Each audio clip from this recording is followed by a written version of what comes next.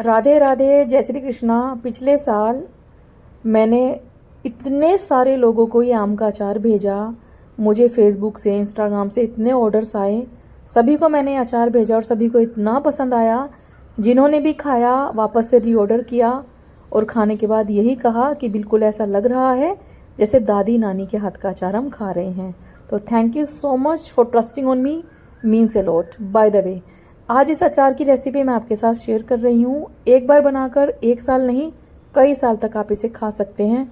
Full proof recipe है, authentic recipe. पारंपरिक तरीके से आम का अचार आप घर में कैसे बना सकते हैं, अपने घर से आम का अचार बनाकर बिजनेस इससे कर सकते हैं और हजारों रुपए महीने के कमा सकते हैं। तो इस रेसिपी में कोई सीक्रेट नहीं है, बस छोटे छोटे टिप्स एंड ट्रिक्स हैं जो आपको फॉलो करने होंगे। तो चलिए शुरू करते हैं आम का अचार बनाना। आम का अचार बनाने के लिए यूजुअली मैं बहुत सारे आम का इस्तेमाल करती हूँ, लेकिन जहाँ पर मैं फ़िलहाल हूँ विशाखापट्टनम में, यहाँ की हवाओं में बहुत धूल है, मिट्टी है और मेरे घर में धूप नहीं आती है। हमेशा आम का अचार बनाने के लिए थोड़ी सी धूप हमें चाहिए। तो मैंने क्या किया, सिर्फ आपको रेसिपी देने के लिए 1.5 किलो मैं आम लेकर आई हूँ और इन आम को मैंने 4 घंटे पानी में डाला। ठंडे पानी में 4 घंटे आपको इन्हें डालना है। उसके बाद इन्हें निकालिए और इन्हें अपनी चॉइस के हिसाब से कट कीजिए। तो मैं गुठली वाला अचार बनाने का सोच रही थी। इन आम में बहुत मोटी गुठली है, मुझसे नहीं कटा। 2 साल पहले मेरे हस्बैंड और मैंने तकरीबन 150 किलो आम का अचार बनाया था। तो हमने खुद नहीं, वो दोनों ने आम काटे थे हथौड़े से।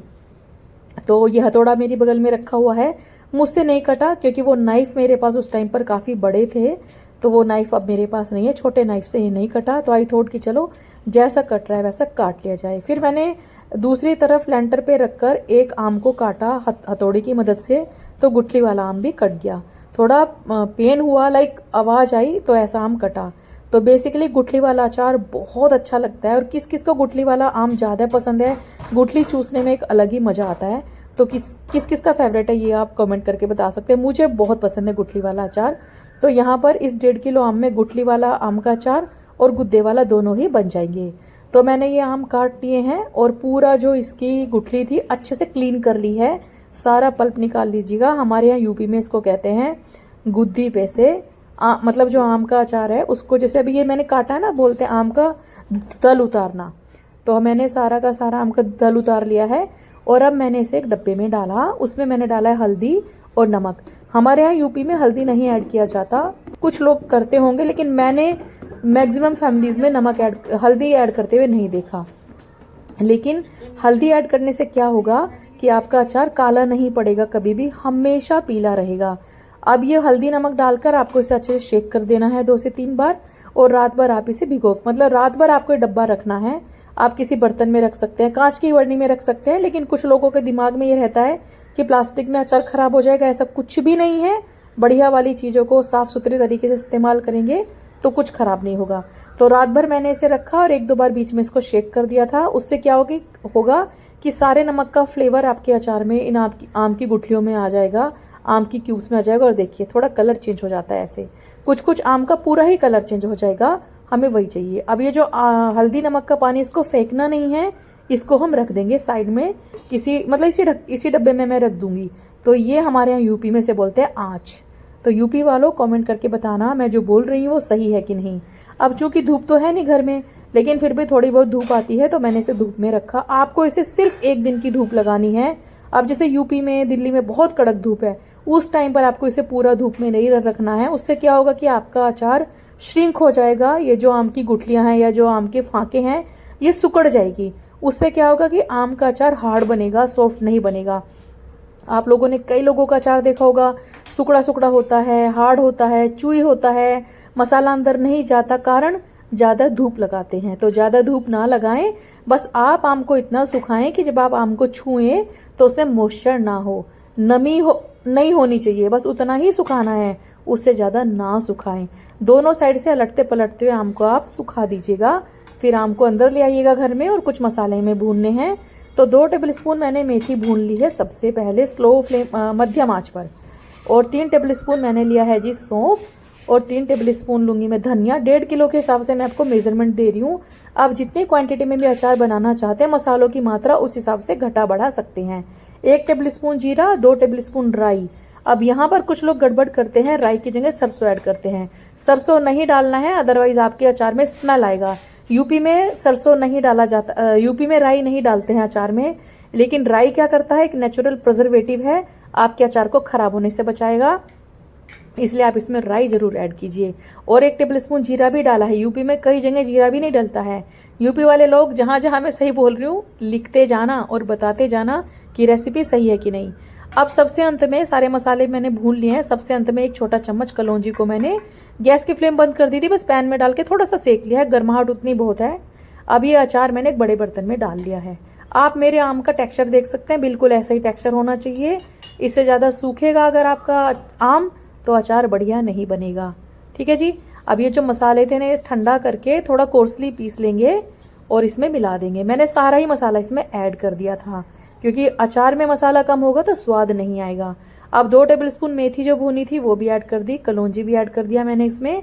अब इसमें डालेंगे हम बढ़िया फ्लेवर वाला हींग, बहुत ही शानदार टेस्ट आता है हींग से।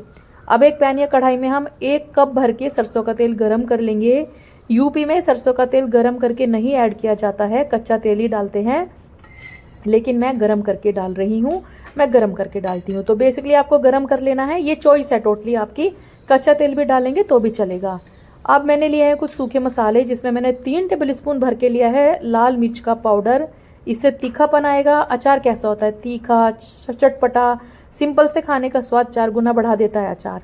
1 टेबलस्पून हल्दी, 1 टेबलस्पून नमक। नमक मैंने इसलिए 1 टेबलस्पून डाला है क्योंकि शुरुआत में भी मैंने नमक और हल्दी डाली थी, इसलिए हल्दी 1 टेबलस्पून सफिशेंट है और 1 टेबलस्पून नमक बहुत है, तो ज़्यादा नमक का इस्तेमाल ना करें। अब ये जो पानी था हल्दी नमक का, जो आँच हमारी थी, इस आँच में से हम 2 से 3 चम्मच आँच इसमें ऐड कर देंगे। यह है सीक्रेट इंग्रेडिएंट इस अचार का, जो आपके अचार को सालों साल खराब होने से बचाएगा। तो ये आँच मिलाकर अच्छे से मिक्स कर देना है और जो तेल गरम किया था इसे ठंडा करके इसमें ऐड कर देंगे। 1 कप तेल मैंने डाला है। और हमेशा आम का अचार सरसों के तेल में ही बनाना। काले वाली सरसों का जो तेल होता है काफ़ी स्ट्रॉन्ग होता है, उसकी जो झल होती है वो बहुत स्ट्रॉन्ग होती है और उसकी वजह से आपका अचार कभी खराब नहीं होगा। काफ़ी सारे लोग तिल के तेल में बनाते हैं, वो चॉइस है आपकी, लेकिन जो ऑथेंटिक रेसिपी है अचार की वो सरसों के तेल में ही बनेगी। सारी चीज़ों को अच्छे से मिक्स करने के बाद आप इसे किसी कांच की बर्नी में भर दीजिए। जो बर्नी है आपकी, कांच का बोट या बर्नी जो भी लेती हैं, वो एकदम ड्राई होना चाहिए, उसमें कोई भी गीली चीज़ सूखी चीज़ ऐसा नहीं होना चाहिए। जब आप आम का अचार बनाती हैं, कोई भी अचार अगर आप बनाते हैं तो कुछ बातों का ख्याल रखें। एक तो आपके आसपास सूखा आटा, मैदा, सूजी, बेसन ये नहीं होना चाहिए।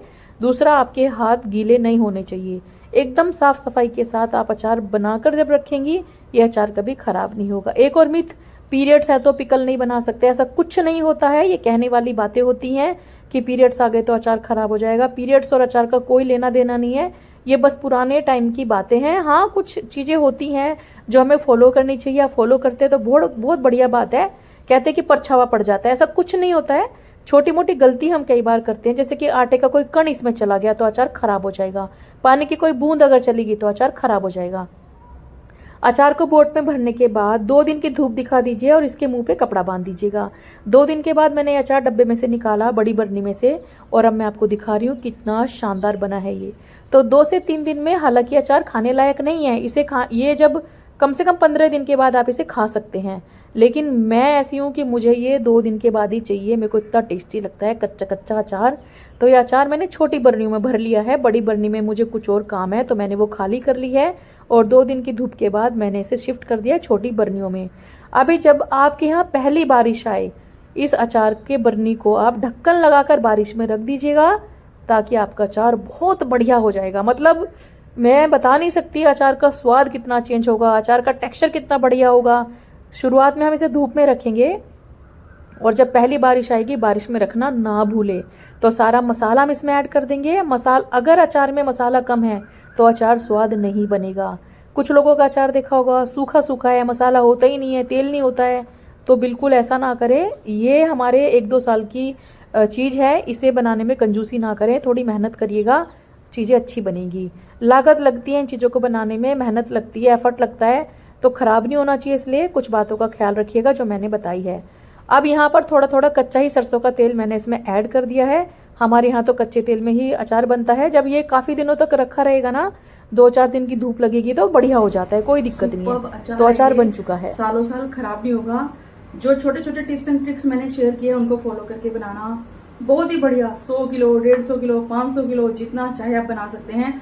मैं अकेले 100 किलो अचार बना लेती हूँ, तो आप अपनी फैमिली के साथ मिलकर अचार बनाएं, खाएं और फिर कमेंट सेक्शन में लिख के मुझे बताएं कि आपका अचार कैसा बना। आप इस अचार को सेल कर सकते हैं बहुत बढ़िया प्राइसिंग में। होममेड अचार है, कोई प्रिजर्वेटिव इसमें नहीं है और इसका टेस्ट बहुत शानदार होता है। आजकल होममेड सारी चीजें डिमांड में है, तो आप अपने घर से अपना अचार का बिजनेस भी खड़ा कर सकते हैं इस तरीके से बनाकर, या फिर आपकी जो भी ऑथेंटिक रेसिपी आप उसे बनाइए।